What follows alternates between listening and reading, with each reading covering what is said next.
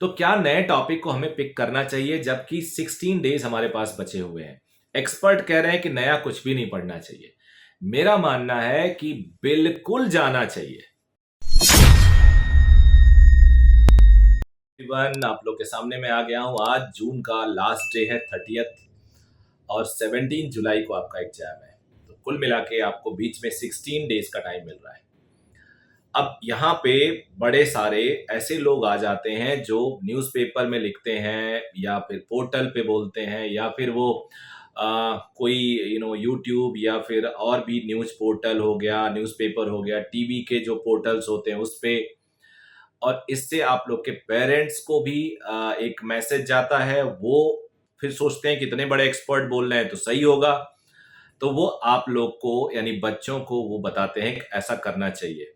तो जैसा कि मैं जान रहा हूं कि मेरे इस वीडियो को काफी पेरेंट्स भी देख रहे हैं, तो आज का जो वीडियो मैंने बनाया है वो दोनों के लिए है। अगर पेरेंट्स देख रहे हैं तो भी बहुत अच्छी बात है और बच्चे देख रहे हैं तो भी अच्छी बात है। और आज मैं बात करूंगा क्या इन जो 16 डेज में है हमें कॉन्सेप्ट्स पे जाना चाहिए कि नहीं, क्योंकि पोर्टल, टीवी और बड़े बड़े ऐसे लोग जिनका नाम बड़ा है वो बोल देते हैं कि अब कम टाइम बचा, अब कुछ नया मत पढ़ो। तो बेटा, आगे बढ़ने से पहले मैं बस यही बोलूंगा कि 7:30 PM पे मैं रोज लाइव आ रहा हूँ। और पिछले 3 दिन में मैंने यूनिट्स एंड मेजरमेंट, काइनामेटिक्स और laws of motion, Newton's laws of motion खत्म कर दिया है। आज मैं वर्क एनर्जी एंड पावर लेके आ रहा हूँ और उसका मैंने अपना प्लेलिस्ट भी क्रिएट कर दिया। उसमें जाके आप पास्ट वीडियो देख सकते हो, लाइव आता है। और मैंने अपनी 17 जुलाई तक सारी छुट्टियां भी कैंसिल कर दी। मतलब छुट्टियां मतलब टूर, जो दूसरे इंस्टीट्यूट पे जाता हूँ, मेरे 2-3 शहरों में इंस्टीट्यूट है और आप लोग के लिए डिवोटेड हूँ। और जब आपका नीट एग्जाम खत्म होगा तो आ जाएंगे number of seats available, cut off last year का क्या था, टॉप 20 कॉलेजेस के बारे में, ये सारी बातें तब करेंगे। और गवर्नमेंट के रूल्स, ये चीज़ें अभी नहीं करेंगे। तो आगे बढ़ने से पहले मेरी रिक्वेस्ट होगी उन सारे पेरेंट्स बच्चों से जिन्होंने अगर पहली बार ये देखा है चैनल, अगर आप फाइंड आउट करते हो सूटेबल है तो प्लीज़ सब्सक्राइब कर लीजिएगा चैनल को और लाइक भी कर लीजिएगा video if you like it really. तो मेरा मानना है कि कॉन्सेप्ट्स पे हम जाएं कि ना जाएं, नए कॉन्सेप्ट्स या फिर रिवीजन करने के लिए। अब नया कॉन्सेप्ट वो कॉन्सेप्ट है जो हमने अभी तक पढ़ा ही नहीं, इग्नोर कर दिया। मैं एक एग्जांपल लेता हूं। Electromagnetic waves, EM wave physics में एक टॉपिक है जो जनरली बच्चा इग्नोर कर देता है। और अगर वो पढ़ता है तो भी उसमें मैक्सवेल्स के इक्वेशन पढ़ लेता है और वो स्फेयर और स्फेयर के लेयर्स, जो अर्थ के लेयर्स हैं, वो इग्नोर कर देता है। और कुछ कुछ basic properties of X rays, basic properties of gamma rays, alpha, ये सारी चीजें बच्चा इग्नोर कर देता है। तो क्या वो नई चीजें पढ़े, या फिर हो सकता है एक बच्चे ने कंप्लीटली मोमेंट ऑफ इनर्शिया को इग्नोर कर रखा हो। बेसिक शेप्स तो उसे याद है, बट उस बच्चे को यही नहीं पता कि parallel axis theorem, perpendicular axis theorem के एप्लीकेशंस कैसे होते हैं। और या फिर वो बच्चे ने ऑप्टिक्स में डिफ्रैक्शन छोड़ दिया है। तो कुछ भी इस तरह का। तो क्या नए टॉपिक को हमें पिक करना चाहिए जबकि 16 डेज हमारे पास बचे हुए हैं। एक्सपर्ट कह रहे हैं कि नया कुछ भी नहीं पढ़ना चाहिए। मेरा मानना है कि बिल्कुल जाना चाहिए, बिल्कुल जाना चाहिए, क्योंकि आपके एग्जाम में एकदम घुस के क्वेश्चंस नहीं पूछा जाता। They never ask you the deep application of any theory, rather they ask a basic application of any theory, and for it one day is enough beta, one day is enough। और अगर हम 100% prepare करते हैं, आपको पता है कई कई बच्चे 3-3 साल, 4-4 साल तैयारी कर रहे हैं, तो आपको पता है वो छोड़ेंगे तो नहीं, अपने हिसाब से, अपने जान से तो नहीं छोड़ेंगे। वो still they are not able to score 80% of marks. 90% of the marks तो दूर की बात। तो अगर आप 100% पढ़ के भी 80% स्कोर नहीं कर पा रहे हो, so how can you expect good marks by reading only 90%, leaving 10%, और इवन एनी नंबर कम पढ़ के। तो मेरा एकदम बहुत क्लियर सजेशन है सारे बच्चों के लिए, अरे अभी 16 डेज हैं, हर दिन आपके पास 15 घंटे हैं पढ़ने के लिए। तो 16 में 15 जोड़ो तो 240 घंटे बनते हैं। इस 240 घंटे में तो आप बहुत कुछ कर सकते हो और पुराने कॉन्सेप्ट पढ़ने में 10-20 घंटे लगने हैं।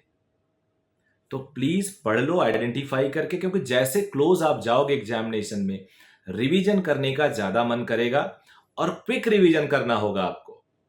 ये so called educationalist, so called experts view please ignore, because इन्होंने कोई बहुत बड़ा एग्जाम क्रैक नहीं किया होता है।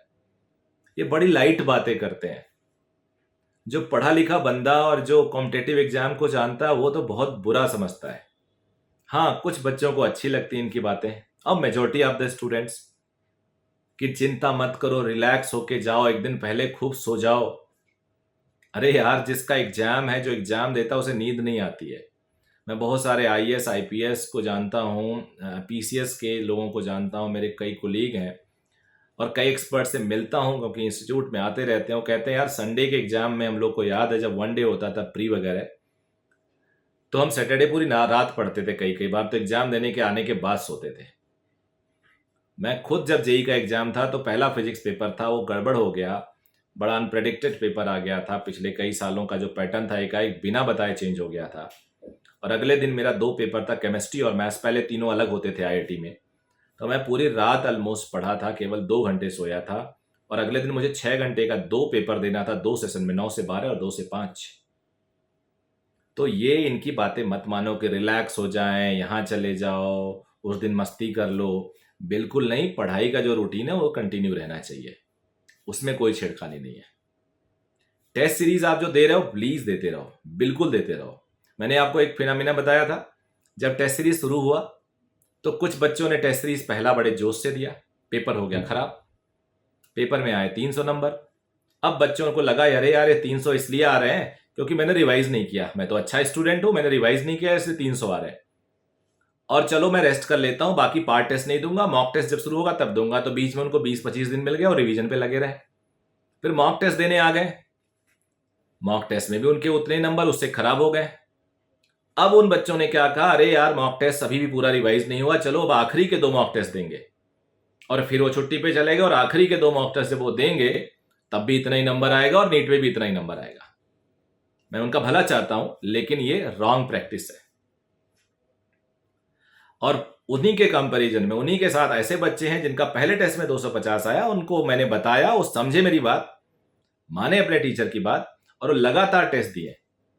आखिरी टेस्ट तक आते आते, मॉक तक स्टार्ट करते करते वो 450 पे पहुंच चुके हैं। मॉक भी उनका हुआ है 430-40 का। अब वो आखिरी तक जाते आते 500-550 तक पहुंच जाएंगे, ये मेरा पूरा विश्वास है। तो आपको प्लीज बात माननी चाहिए, बच्चों को बात माननी चाहिए बड़ों की। हम लोग जो बताते हैं वो एक बच्चे के हिसाब से नहीं बताते हैं, हजारों बच्चों को देख के बताते हैं, और नेचुरली इसलिए बताते हैं कि आपको अच्छा लगेगा, तभी आप आगे बढ़ोगे। और कोई स्किल तो आती नहीं, मजाक और उल्टी सीधी 2 अर्थी बातें तो हम कर नहीं पाएंगे क्लास में या वीडियो पे। अगर मैं कुछ अच्छा बोलूंगा, आपका भला होगा, तभी तो आप फॉरवर्ड करोगे मेरे को, कि मेरे चैनल को आप पसंद करोगे और लाइक करोगे, लोगों को रिकमेंड करोगे। तो प्लीज मानिए, आपका भला ही करेंगे। और 730 वाला भी मैं बता रहा हूं आपको, 730 वाले वीडियोस पे आइए, आपका भला होगा, उसमें बिल्कुल भला होगा, नुकसान नहीं होने दूंगा मैं आपका। So all the best, thank you. अब मिलते हैं आज 7:30 पे और कल मिलते हैं 7 बजे। Thank you.